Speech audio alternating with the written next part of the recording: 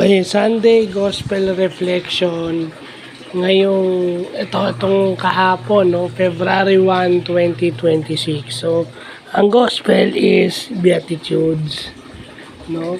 So, dito pinapakita na hindi lahat ng pagpapala nakikita sa material na bagay, no? At makikita rin natin na kahit na maliit na pagpapala, pagpapala pa rin yun. So, naiisip ko itong pagiging PWD officer. Mahirap na trabaho to, pero masasabi ko na kahit papano pinagpala ako dito. Diba? Hindi nga nakikita, hindi nga masyadong halata yung pagpapala rito sa ginagawa ko, pero masasabi ko na meron, di ba? Ang pinaka-importante is na biyaya is buhay ka at payapa ka. Nakakatulog ka ng mahimbing sa gabi. Yeah.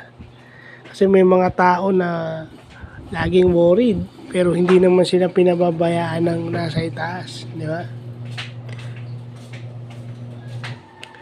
So, at saka maganda rin doon na yung pagpapala is nakikita mo kung ano yung tama at ano yung mali.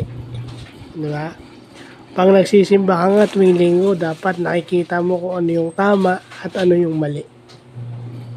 Di ba? Kasi naiintindihan mo kung anong dapat at hindi mo dapat gawin dahil ikaw puspos o blessed nung nasa itaas. Di ba? So, yun lang po.